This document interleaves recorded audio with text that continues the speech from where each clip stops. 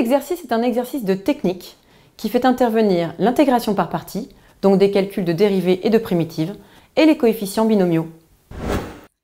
Première question délicate. On vous demande de comparer deux intégrales sans vous donner le rapport entre les deux.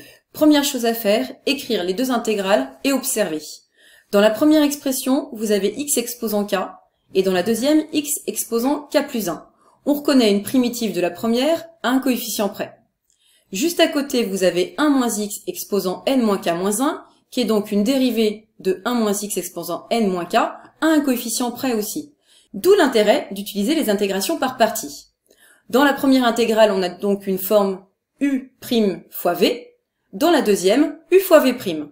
On pose donc les fonctions u et v ci-dessous. On sait que u et v étant dérivables, elles sont continues sur l'intervalle 0,1. On peut donc utiliser le théorème d'intégration par parties. On commence par faire le calcul sans les coefficients binomiaux. Vous avez donc l'intégrale de 0 à 1 de x exposant k facteur de 1 moins x exposant n moins k dx qui est égale à cette forme-là comprise entre 0 et 1 plus cette intégrale. Pourquoi plus? Tout simplement parce que dans votre formule c'est avec un moins, mais v' a un coefficient moins 1 au début de l'expression. Ensuite, la première expression s'annule en 1 et s'annule en 0. On n'a donc plus rien, il vous reste que cette intégrale-là. Par linéarité de l'intégrale, vous pouvez sortir les coefficients n-k sur k plus 1. On obtient donc cette expression. On récupère les coefficients binomiaux. Donc i, k, n, c'est cette expression-là, multipliée par k parmi n.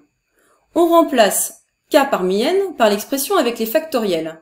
Donc factoriel n sur k factoriel, multiplié par factoriel n-k. On peut simplifier par n-k et par k plus 1. On obtient donc factoriel n sur factoriel k plus 1 multiplié par factoriel n-k moins 1. On reconnaît k plus 1 parmi n et, par linéarité de l'intégrale toujours, on récupère ik plus 1 n. Les deux intégrales sont donc égales. Dans la question 2, on utilise notre résultat précédent. On vient de prouver que pour tout entier n supérieur ou égal à 2, on a ik plus 1 n est égal à ikn. On peut redescendre donc jusqu'à 0 et obtenir que pour tout entier k inférieur ou égal à n, ikn est égal à i0n. Il nous reste donc juste à calculer l'intégrale de 0 à 1 de 0 parmi n, x exposant 0, 1 moins x exposant n dx. Une petite primitive de 1 moins x exposant n, on calcule et on obtient 1 sur n plus 1.